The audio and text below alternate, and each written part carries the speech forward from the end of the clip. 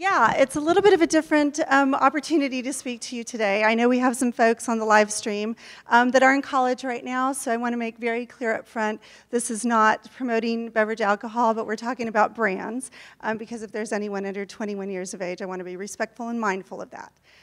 The second thing is, and thanks for that generous introduction, this first slide will tell you who I am. At the moment, Vice President of Walmart and Clubs Channel for Shell Lubricants North America. But on my free time, and really the reason why I'm here today, is not because Matt asked me to come and speak to you guys as Shell, but because this is my passion.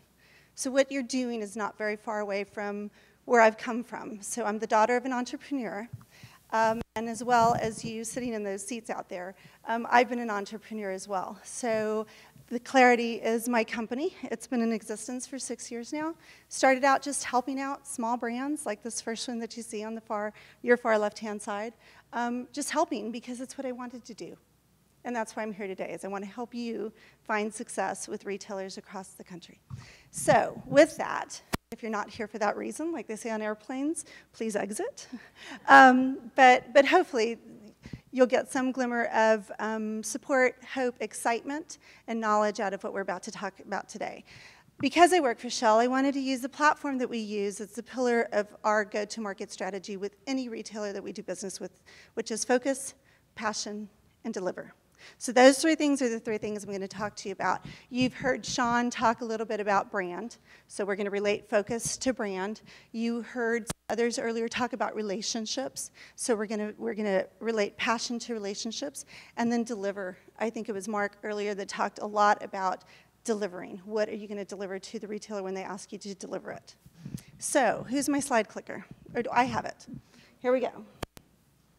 So with that, every retailer is different. This is what Matt asked me to speak about today. Give me the name of a national retailer. Anyone? Who? Good. Another one. Who? Awesome. Who else? Where are we living? Where are we right now? Okay, great answer, people. So let's talk about some national retailers, right? You know them. And you're right, Bed Bath & Beyond, huge retailer, right? Target, Costco, CVS, Walgreens, Rite Aid. The list goes on and on and on. They're all different. Wow. Is that an aha moment for anyone? Okay, good. They are all different. And you know this, right? Some sell on value. Some have a strong value proposition. Some have a big consumer affluency proposition. Some have a membership-based proposition, and they want to sell to their members because they are members. They are committed to each other in a committed relationship, right? So I see some head noddings. Okay, give me another example of a national chain. Great. Is that because I'm in the automotive industry? Man after my own heart. Okay, who else? Who is it? Speedway, great. PetSmart, great. Okay, I'm not hearing what I'm looking for, and I'm going to give you a hint. Think about it, right? So beyond where you sit today, and I think there's some people in here in the food and the beverage side of the business where your products are food and beverage, there's this whole other world out there. So I spent the first 10 years of my career calling on the Walmarts, the Krogers, the Fiestas down in Texas, the Safeways of the world. And then I got this amazing opportunity. I was working for a small company called Diageo North America, who, if you don't know who that is, they sell brands like Guinness, Bailey's, Jose Cuervo, Smirnoff, Crown Royal, Tanqueray 10, a lot of these different adult beverage brands. And I got a really great opportunity to explore this whole other side of the business. TGI Fridays, Chili's, and maybe today that's not where you want to be, and that's okay. But I think it's important to be able to learn from them and understand who they are, understand their go-to-market strategies, understand how they attract consumers into their restaurants. Because guess what? You may be trying to attract somebody into a Walmart, into the backside of a Walmart to go into a Walmart automotive care center, but we can learn something for these folks, right? So now talk to me about, I have to look at my little list because I don't remember the order they come in. Okay, another national chain that we haven't talked about yet, national group. Oh, you're great. What's your name? Tony. Awesome. Tony's good. Let's see, did it work? There we go. Hilton, Radisson, Sheraton, right? I've worked with all these folks. I've had the privilege of sitting across from them and sitting alongside them to understand their strategies, understand what are they doing to increase that membership or that guest count, to increase that guest experience when you're in their hotels. As a matter of fact, Marriott, if you go to the Houston Marriott, the JW, down in the Galleria area, they now provide free parking to females after dark through the valet. Think about it, right? Think about it. That's $20 that they're giving up for your safety because they actually care about us. It's pretty cool. My next endeavor is to get them to make a female-friendly floor in their hotel. Okay, but they haven't done that yet, so that's okay. Nothing against you men. I'm just saying, when you're traveling out there alone, it's a little nervous. It can be a little interesting. Okay, so hotels, resorts, right? What about, is it up there yet? No. Okay, what else? What about regionally? Talk to me about regional preferences, differences. Home Depot regional? Okay, they're probably national. But good, but good. Great. H-E-B, who else?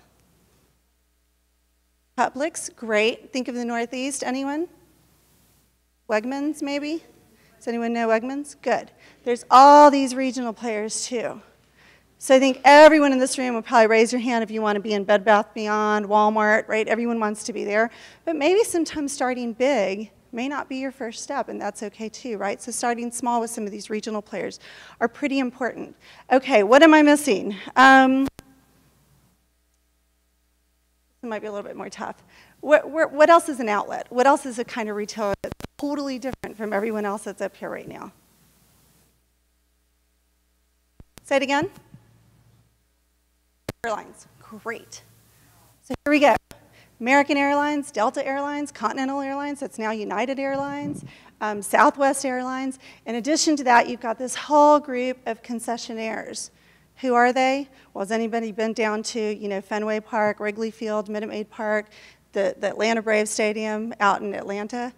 All those folks, right, they're concessionaires. It's a whole different avenue to go through, and even they're different, right? What they're looking for in a product to sell to their spectators, enhance that spectator experience, is very different. What you're going to serve somebody on an airlines is very different. It comes in a small bottle. It's got to fit in their trays. It's totally different. Okay, I see some nods over here, so this is great. We're going to keep going. What about, oh, this is a good one. I'll give you a couple of hints. This is a retailer who has probably 2 outlets, as we would call outlets in the US. They probably have 5 global. One of the biggest, probably pinnacles of success you can get in with them. The mouse. And there he is, okay? So there's Mickey. One of my best learning experiences in working with Walt Disney was what their head of HR said to us at a meeting. So if I tear up, forgive me, but I'm a huge fan of the mouse. But she said, I said, how do you do it? How do you do it? Everyone's happy all the time, even in the tunnels. Has anybody been down into the tunnels at Walt Disney? Of course you have, yeah. So you get it. The characters even in the tunnels are still in character. Like, how can Snow White be happy 365 days out of the year? I don't get it. But she did. She said, here's the key to our success, is all we do, everyone, no matter who you are in the park or what your job is, all we do is ensure that every guest has a magical experience. Magical. Okay, think about that. Right? So Sean earlier said, your brand, you have to love it, right? You have to have something, a reason why you do it. What's magical about your brand, right? How are you getting a magical experience? Hey, you can bring it to H-E-B just as much as you can to Walt Disney, right? It's you, it's your brand, it's who you're after. Okay, and then there's one more. I heard it earlier. You said Speedway. Yeah, there's this whole slew of convenience stores out there, right? And they are enormous. There are 77,000 convenience store outlets in the country. Used to be 71,000 just a few years ago. So all these folks combine There are way more logos I could have put up here. There's 2 reasons I didn't. Number one, because I haven't sat across face-to-face from them, so everybody up here I actually have, plus more. Number 2, I would have run out of space, right? So the slide would have been black. But I've sat across from about 150 retailers, operators, partners. I call them partners. And you know, Matt asked me to come up here and talk today about how every retailer is different. You know that. They want something different, every single one of them, and you're not expected to know exactly what they are, and that's why companies like Clarity exist, because we do, and we want to help you figure that part of it out. We want to provide clarity to this mass confusion of retailers that are out there. So what I want to talk to you about today instead is how every retailer is similar, because this is where your expertise really needs to come to play. And this is where you can really shine with your brands. This is all you need to do is be an expert in these 3 areas and leave the rest to someone else that has figured it out already ahead of you guys if you need help, right? If you don't and you have it in-house, it's awesome. Do it. Figure it out. But here's what I've learned. So it's a quote, okay? So focus is important. And I'll read it back here because my eyes are getting bad. But it is how you come across that makes long-term impact. Building relevant and personal connections with each customer is the essential ingredient to our industry-leading blah, blah, blah, blah, blah, sales growth. Okay, so think about it, right? How you come across, you represent your brand. You are your brand. It's what you've been living for 13 weeks, 13 months, maybe in some cases 13 years. So it's you. It's that intent focus on what your brand is and what you want your brand to become, right? That makes you successful, makes you exciting for somebody to talk about. And exciting comes with this. Every human has the same basic needs. Among them is the desire to be appreciated and respected. 2 small words, appreciated, respected. As managers of people, and replace that and say as managers of brands, or as managers of my own P&L, of managers of my own future, of managers of my retailer, whatever you want to replace that with, we need to put ourselves in others' shoes. We should try to understand their needs, their desires, and strivings from their point of view. So before you walk in to talk to a retailer, think about it. Reverse the table. I used to have a buyer at Walmart that would say to me, hey, Clarissa, what we need to do is think of a horse. And the guy loved horses. And he had a whole bunch of horses on his farm, and he would say, we need to reverse the horse. So if you want something different to come out the back end, you got to put something different in the front end, right? Kind of gross, but kind of true.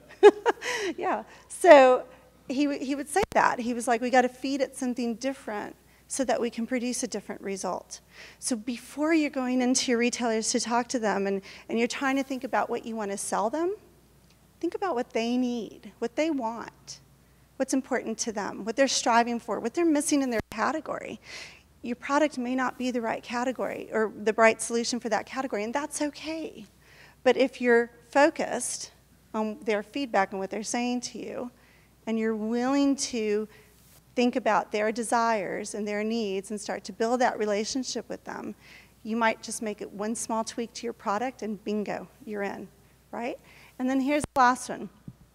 If you keep the consumer and do the right thing, things have a way of working out for you. You build trust with your employees, you build trust with your consumer, which is really just common sense and good business. Just always do the right thing, right? It sounds so simple. It sounds so simple. But it's interesting, and if you think of these in the context of the Shell framework, right? Focus, passion, and the last one's deliver, right? It makes sense. So I picked these 3 quotes on purpose. Here's who they're from. I won't ask you who you think they're from. First one is from Dave Dillon at Kroger, just a couple years ago. Sam Walton, 1980, right? Just treat people, right, with respect and appreciate them. And then Wegmans, of course, Danny Wegman, who's the son of one of the founder. So I take these 3 for you, and what I want to do is I want to break them down now. I'm going to show you a quick video, if this works. How many passes does the team in white make? Count. Go!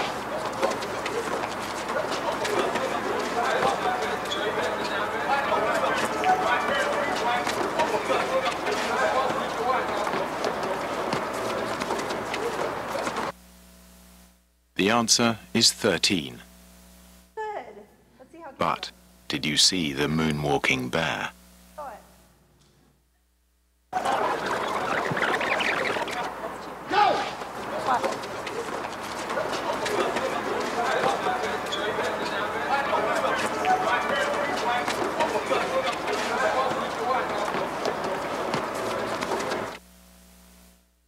Okay? It's easy to miss something you're not looking for, and this is a commercial for cyclists, right? So watch out for cyclists on the road. Don't hit the slide yet. So of the people that had not seen that before, who saw the moonwalking bear the first time? Nobody, right? Isn't that amazing? Like, it was up there, and he was big, and he's doing this and walking across. So, but this is focus, right? We're so focused on our products. We're so focused on making the sale. And you know what? That 1 hour conversation that you have with a buyer, if you're able to get in and sit across from them, you're going to learn so much more about what you need to succeed in this world, whether it's with them or somebody else. Focus. Your brand is something, but you are everything. You are everything to that buyer, and you're going to be the reason why they want to see you again or not. You're going to be one of the reasons they're going to buy your products from you. Okay, and we'll get to that next. But focus, right? You're so intently focused. And so this brings us to our first example. So these guys, it's called Vling. Has anyone seen Vling before? Probably not, right? You have? Did you see it at Macadoodles? Okay. Oh, you saw it on the website. Okay, Derek. Yeah, he's my partner. Okay. So Vling. This is a product that I worked on 6 years, probably 5 years ago now. And they had launched very unsuccessfully. They launched in a really sexy packaging, and the demographic was way off. And he said, "We need your help." And I said, "Well, I'm happy to help you. Let's go to lunch." So we go to lunch.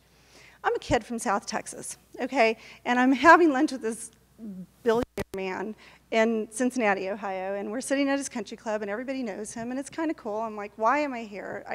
This is amazing. This is pretty cool. But all I knew when I left was I wanted to help him. He was so focused on creating a brand, something, anything. So him and his buddies would go out on the golf course. How's my time? Okay. They'd go out on the golf course. They would take Gatorade, open it up, drink a little bit, and then pour vodka in it. Easy solution, right? You're hydrating while you're dehydrating. Cool.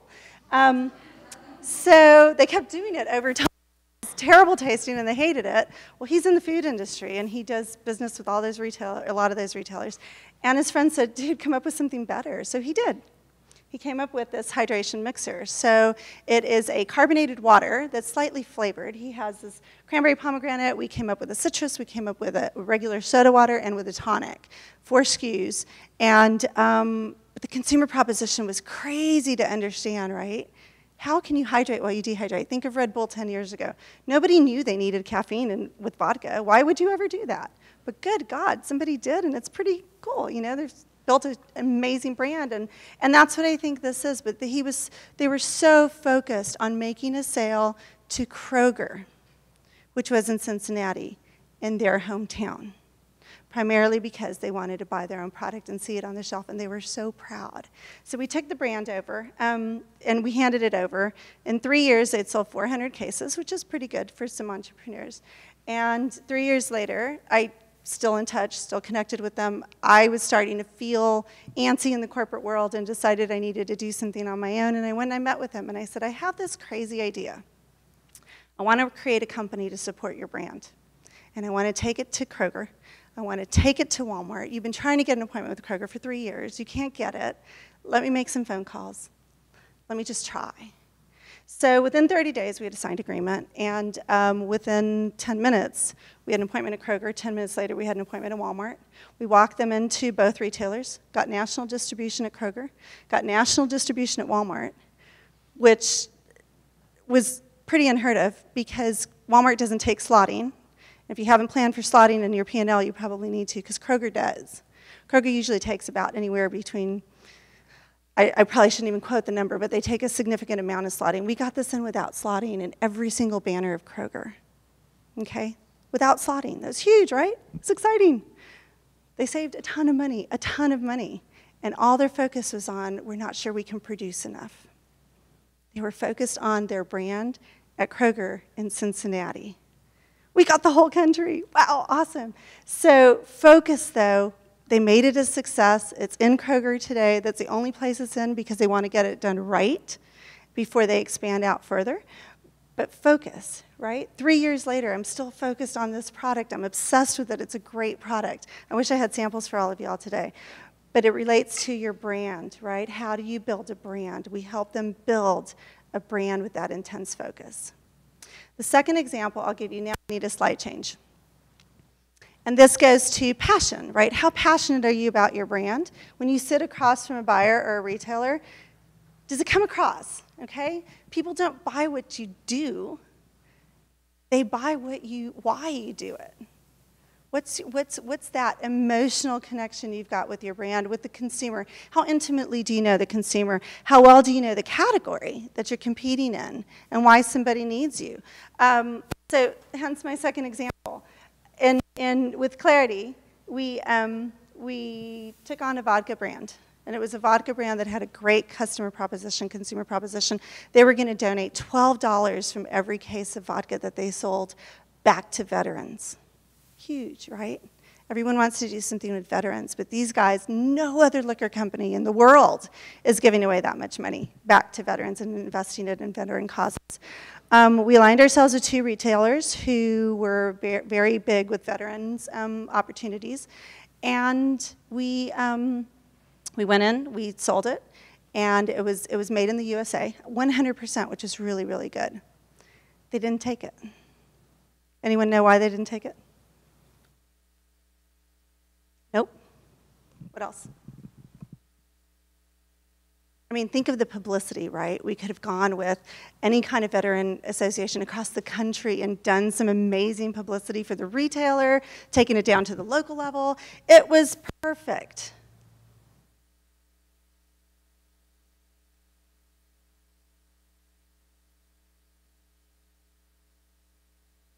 Fair, very, very fair statement. We thought that might be something that would be a big caution for us. Before we even signed the vendor agreement, we vetted it out. So I talked to the Kroger buyers, we talked to a lot of folks and said, how do you feel about this? Because that is an absolute perfect example of something that could be possible. So it wasn't any of that. What it was that passion. So this brand had passion for veterans, and it's not Tito's, by the way. This brand had passion for veterans. They had a passion for what they were doing. Their product was really good. We did vodka taste tests and blind taste tests. It actually did just as well as Smirnoff, which is the best tasting vodka, and as you define vodka, you know, tasteless, colorless, odorless. They didn't take it because of the passion of the person to the buyer.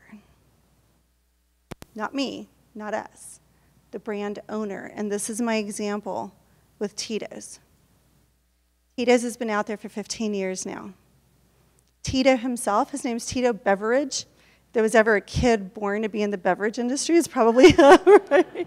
I know Tito personally, he's a good friend.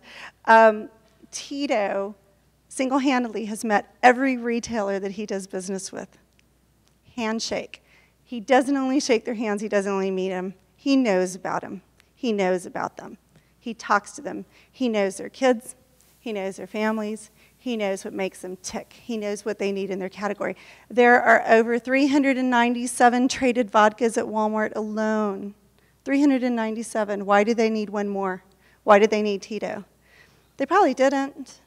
It was innovative. It was corn-based, 5 times distilled. It tastes really good. But they probably didn't need one more. But they bought it because of why he was doing it, who he was, how passionate he was with his brand, right? And it's that, building that relationship with the buyers.